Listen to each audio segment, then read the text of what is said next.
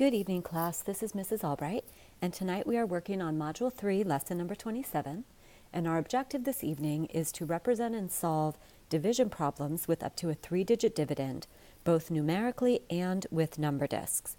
So for some of you, this might be review. We have already started doing 3-digit division, but it's really important we take the time to slow down, model it with our number disc, and really understand why we are doing the steps of the standard algorithm that we are. So make sure you have a piece of scratch paper or a whiteboard so that you can work right alongside me during this lesson, and let's get started. Our first problem is 423 divided by 3. So I want to think of this in my mind when we are dividing numbers. We are taking our dividend, which in this case is 423, and breaking it up into 3 equal groups. 3 is our divisor. That's what we're dividing it by. The answer that we get, our quotient, will tell us the number of items that are in each group if we take this 423 and break it up into 3 groups. So I'm going to first solve this with disks in our place value chart so we can model it, and then we will talk about how to apply the standard algorithm. I'm going to start with my 400s, my 2 10s, and my 3 1s.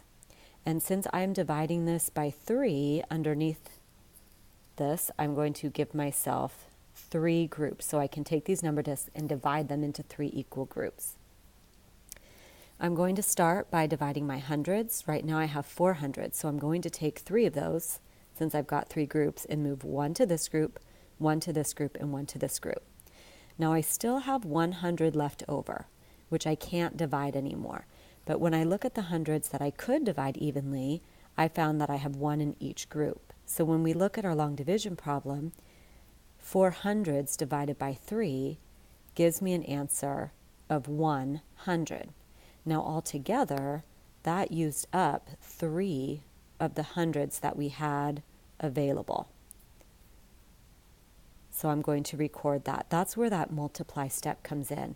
With my 1 in each group times 3 groups, I end up using 3 of those hundreds. I'm going to subtract because I'm done dividing these. I've used them up. And I am left with that 100 left over. Now in order to continue dividing, I'm going to regroup and turn that 100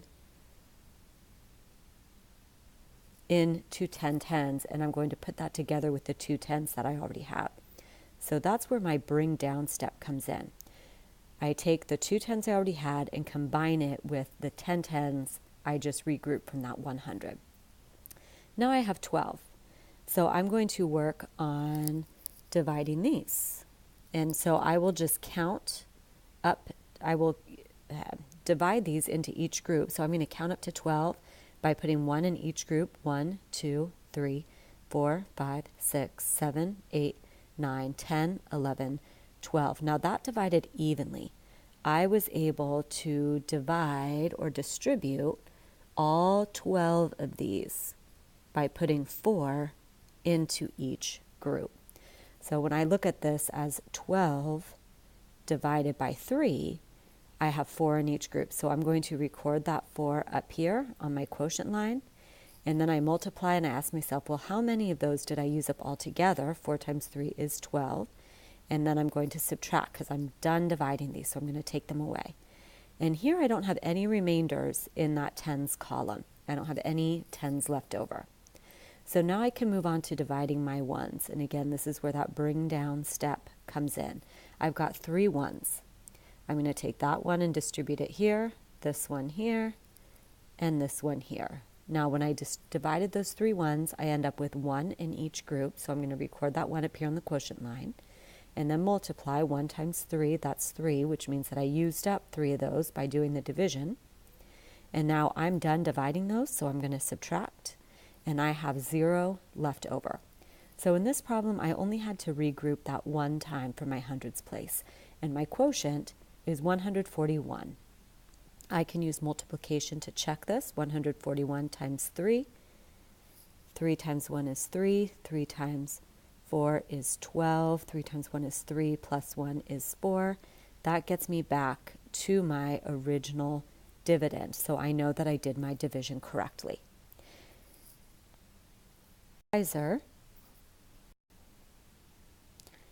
We're going to do one more example together. This is 783 divided by 3. So I'm going to start by modeling this in my place value chart, my 700s, my 8 tens, and my 3 ones, 783. And I'm dividing this into 3 equal groups. Now on the last one, we distributed the value that we started with into 3 separate groups. This time I'm going to do it a little differently. I'm going to make groups of 3. So when I take a look at my first value, the hundreds, I'm dividing by 3, so I want to see how many groups of 3 can I make. I can make 1 group of 3, 2 groups of 3. So I can record the quotient up there. I was able to make 2 groups of 3. I'm going to multiply 2 times 3, that's 6, and that tells me that I used up 6 of those dots when I made my groups of 3. Now I'm going to subtract because I'm done dividing those. 7 minus 6 is 1, and that tells me what remainder I have left. So that remainder I'm going to regroup and turn it into 10 tens.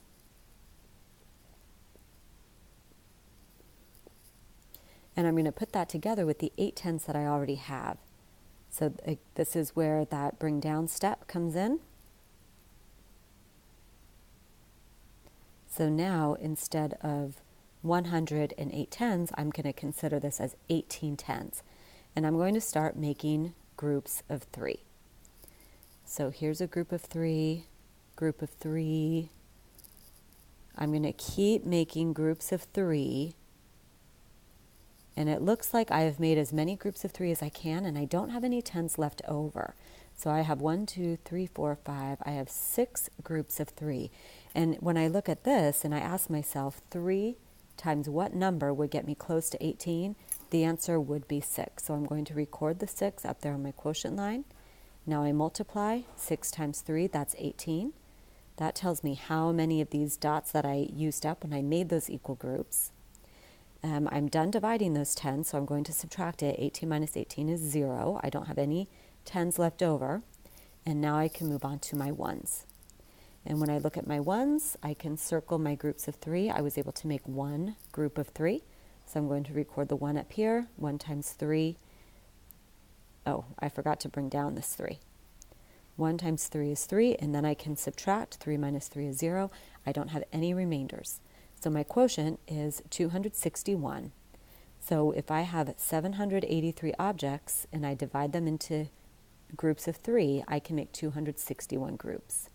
I can multiply to check my work by taking my quotient, 261, of 3. 3 times 1 is 3, 3 times 6 is 18, 3 times 2 is 6, plus 1 makes 7.